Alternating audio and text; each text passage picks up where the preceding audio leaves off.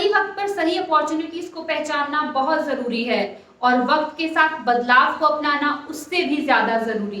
Competitor कितना भी बड़ा क्यों ना हो, लेकिन अगर आप सही फैसले लें तो किसी को भी हराया जा सकता है। नमस्ते, मेरा नाम प्रियंका है और आज हम बात करने वाले हैं कंटेंट जायंट कंपनी नेटफ्लिक्स के बारे में। इस कंपनी की सब्सक्रिप्शन होना आज अमीरी की बात मानी जाती है। आज आप सब इसे एक ओटीटी प्लेटफॉर्म की तरह जानते हैं, लेकिन क्या आपको पता है कि असल में इस कंपनी की शुरुआत एक डीवीडी रेंटिंग कंपनी की तरह हुई थी कि रीड हेस्टिंग्स ने एक बार उस वक्त की सबसे बड़ी रेंटल कंपनी ब्लॉकबस्टर से अपोलो 13 की एक डीवीडी रेंट पर ली थी, जिसे किसी रीजन से वो वापस नहीं कर पाए और जब उन्होंने वापस करी तो उन्हें $40 की लेट फीस देनी पड़ी। वो उससे बहुत परेशान हुए। उन्होंने सोचा कि अगर उन्हें ये प्रॉब्लम है तो और भी लोगों को ये प्रॉब्लम जरूर होगी। वो इस प्रॉब्लम के बारे में लगातार सोच रहे थे और एक दिन जब वो जिम में एक्सरसाइज कर रहे थे तो उन्होंने सोचा कि क्यों ना डीवीडी रेंटिंग का बिजनेस भी जिम की तरह हो, जहां पर आपको सिर्फ एक महीने में एक बार पैसे देने होते हैं और आप जितनी चाहे उतनी एक्सरसाइज कर सकते हैं। और यही से रीड को नेटफ्लिक्स का core business model subscription based rental service का आइडिया आया था।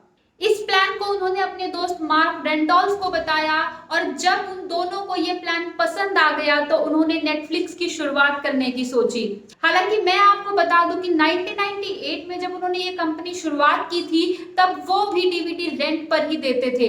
उनके प्लान के अकॉर्डिंग वो 7 दिन के लिए एक डीवीडी रेंट पर देते थे, जिसकी रेंटिंग कॉस्ट $4 और डिलीवरी कॉस्ट $2 होती थी। और कंपनी के थोड़ा स्टेबल हो जाने के बाद सितंबर 1999 में इन्होंने सब्सक्रिप्शन बेस्ड रेंटल सर्विस की शुरुआत की, जिसमें ये सब्सक्राइबर से $15.95 की कॉस्ट पर मंथ लेते थे, जिसमें कस्टमर 4 सीडीज रेंट कर सकता था, जिन्हें वो किसी भी टाइम तक रख सकता था।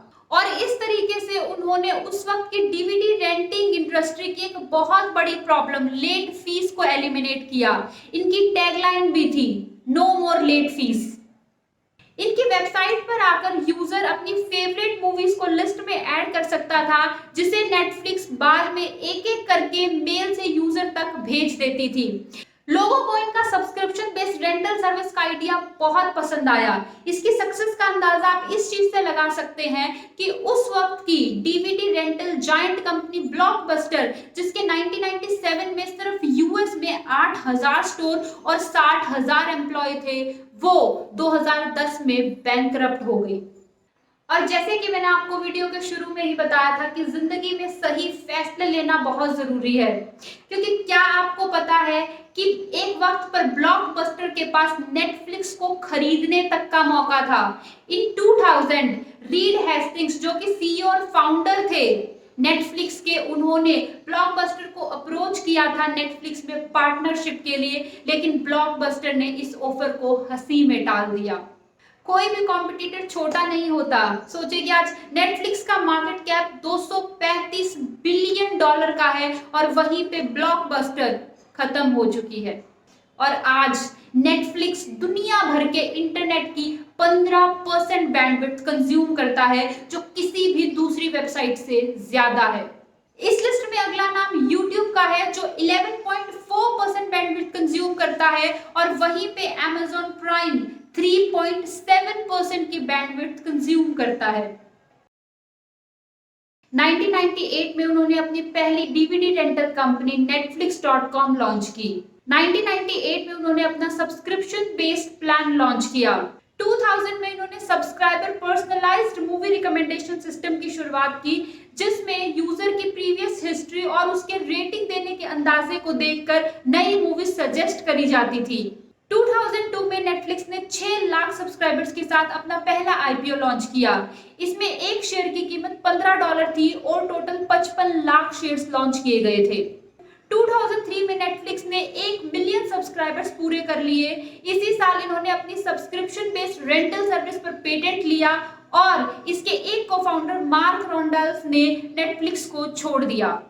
2004 में नेटफ्लिक्स ने अपने 2 मिलियन सब्सक्राइबर्स पूरे किए।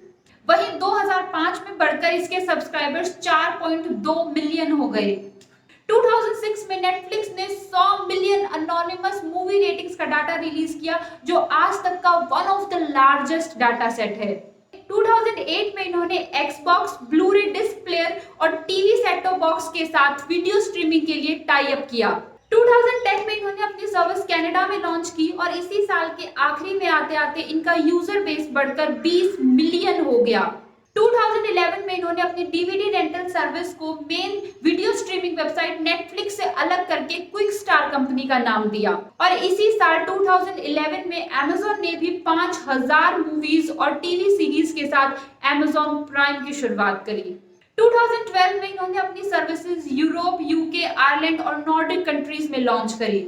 2015 में नेटफ्लिक्स ने अपनी पहली feature film Beast of No Nation release की थी और इसी साल Amazon ने Amazon स्टूडियो से अपना पहला शो ट्रांसपेरेंट लॉन्च किया। 2016 में नेटफ्लिक्स ने 130 नई कंट्रीज में एक्सपेंड किया और इसी साल नेटफ्लिक्स ने अपनी वेबसाइट पर डाउनलोड का ऑप्शन दिया, जिससे यूजर्स जब इंटरनेट अवेलेबल हो सीरीज या टीवी शोज को डाउनलोड कर सकते थे और बाद में कभी भी उन्हें देख सकते थे। 2018 आते आते नेटफ्लिक्स 190 कंट्रीज कवर कर चुका था और इसी चीज को सेलिब्रेट करने के लिए इसके एम्प्लॉयज ने स्पेस में एक फोन भेजा जिसमें नेटफ्लिक्स की original series Star Trek discovery चल रही थी। ऐसा नेटफ्लिक्स की प्रेजेंस को ग्लोबली दिखाने के लिए किया गया था। 2019 में नेटफ्लिक्स ने टेस्ला के साथ भी टाई अप किया, जिसके बाद टेस्ला ने ये बताया कि उनकी स्क्रीन पर भी नेटफ्लिक्स अवेलेबल होगा। 2020 में नेटफ्लिक्स के यूजर्स बढ़कर 180 मिलियन हो गए, जिसमें से 70 मिलियन सिर्फ यूएस से थे। ये तो हमने नेटफ्लिक्स के अब तक के सफर की बात की, लेकिन फ्यूचर का सफर क्या नेटफ्लिक्स का इतना आसान होने वाला है? प्रॉब्लम्स उन्हें पहले भी आई थी और आगे भी आएंगी, क्योंकि आप सब जानते हैं कि आज जिस स्पीड से इंटरनेट का यूज बढ़ रहा है उस हिसाब से कॉम्पिटिटर्स भी बढ़ते जा रहे हैं। कितनी सारी वेबसाइट्स आ गई हैं जो ऑनलाइन स्ट्रीमिंग को अपने ही चैनल पे फोकस्ड कराना चाहती हैं। इससे धीरे धीरे नेटफ्लिक्स के पास कंटेंट कम होता जाएगा, क्योंकि जो वेबसाइट्स हैं वो अपना कंटेंट वापस ले लेंगी। इसीलिए जो नेटफ्लिक्स है वो अपना खुद का कंटेंट क्रिएट करने में आज बिलीव करता है। इन्होंने अपने स्टूडियोज बनाए हैं जिसमें ये काफी कंटेंट क्रिएट कर रहे हैं। तो क्या नेटफ्लिक्स अपनी जो ग्लोबल पोजीशन है वो मेंटेन कर पाएगा? ये हमें आने वाले सालों में जल्दी ही पता चल जाएगा।